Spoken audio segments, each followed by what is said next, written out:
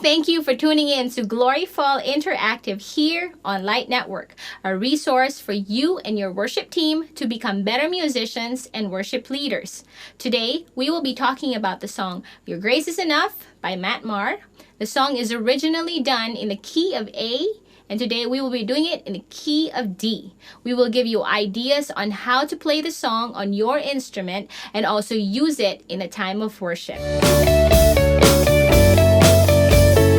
The song starts with this intro idea in the key of D.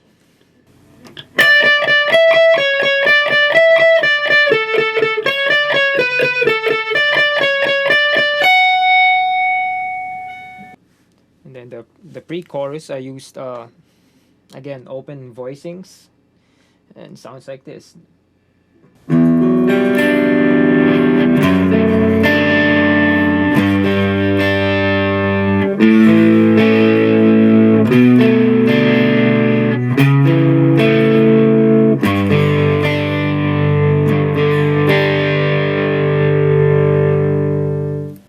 Going to the chorus, I use an octave idea. So it sounds like this. Starts with G, and then a B, and a C sharp, and then just play the octave note of that. So.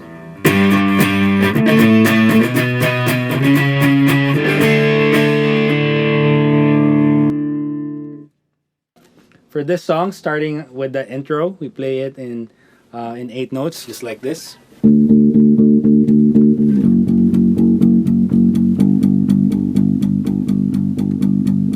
Then if going to verse, you play it quarter notes, just like this.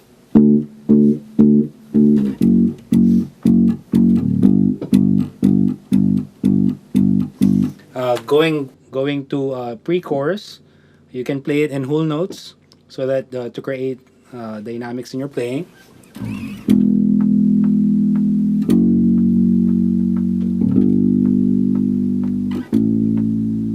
Then before you go into chorus, you can play the last chord in 8 notes already to be on the climax, basically. And then going into the chorus parts, it's played in 8 notes, just like this.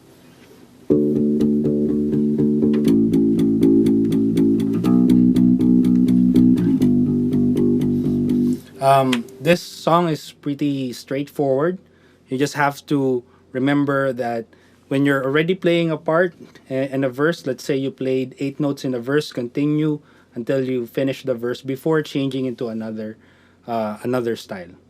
This is a guitar-driven song, so what you would want to do with the keyboards is to keep it really simple, but at the same time, to maximize the sounds, use layered tones, like this one.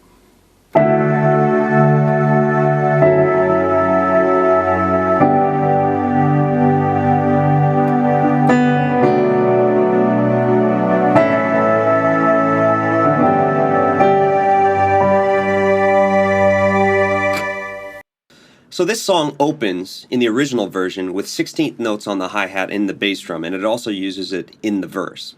And so I'd like to talk a little bit about things that we can do to embellish and develop this. So what that sounds like is this.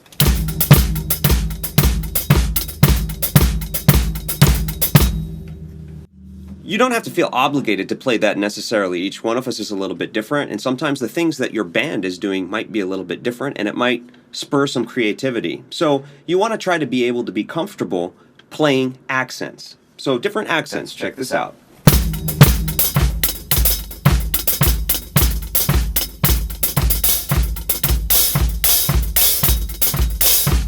And maybe put in some open hi-hats or things like that.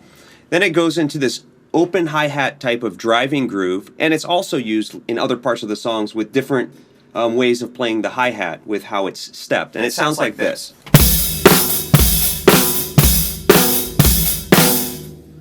Later on in the song, it goes on to be this.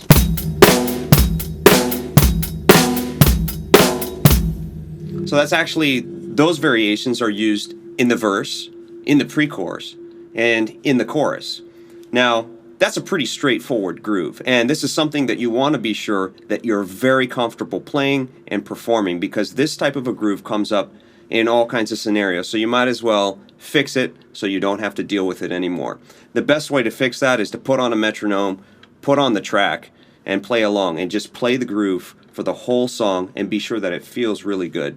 Because if you can make that feel good, everything else is just going to be a lot easier for you as far as playing this song. The song has some simple fill-ins that I'd like to bring to your attention. The first is this: 1, 2, 3. Okay, 1, 2, 3. Now, you don't even have to play that necessarily the same way. Try to orchestrate it different ways, like this: 1, 2, 3. Or maybe 1, 2, 3.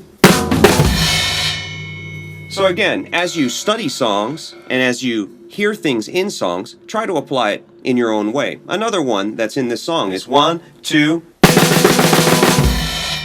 Again, a very common fill-in, and you can try to put it in different ways. 1, 2. 1, 2. Or make up your own variations. When we get into the part at the pre-chorus where it starts to die down, we get back to this feel of a loop. And probably in your church there is no loops and you're not playing to sequences, so there are some things you can do as a drummer to emulate these on the kit. And the first is, when you hear shakers or you hear these types of loops that are hi-hat driven electronics, you just put it on the hi-hat and play with the accents. In this case, it wouldn't have a bass drum in it, so.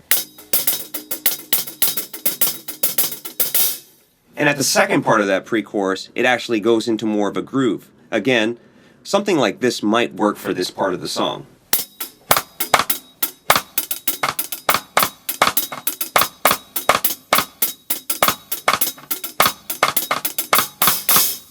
So you can basically embellish with hi-hat, open hi-hat, rim click, and different things like that, and it'll get the job done.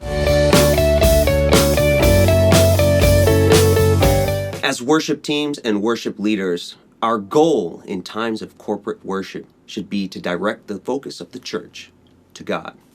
This song, Your Grace is Enough, is based on 2 Corinthians 12:9, which reads, "But he said to me, my grace is sufficient for you, for my power is made perfect in weakness. Therefore, I will boast all the more gladly about my weaknesses, so that Christ's power may rest on me." It's not about us, what we can do, what we can bring. It's all about God, how he has justified and redeemed us. He has set us free. His grace is more than enough for anything Great and is everything. your faithfulness, oh God. You wrestle with the sinner's heart.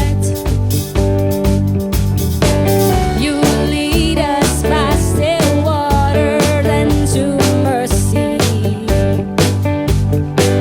and nothing can keep us apart. So remember your people, remember your children, remember your promise, oh God. Your grace is enough. Your grace is enough. Your grace is enough for me. So remember your people. I hope you learned a lot from the tips and guidelines we have shared with you today. Remember that as you practice and develop the skills the Lord has given you, that it is not about performance, it is about worship. Make Gloryfall Interactive your resource for worship leading. You can do this by connecting with us through Facebook, facebook.com/gloryfall. You can request songs, ask us any questions, and we will do our best to answer them. Your grace is enough.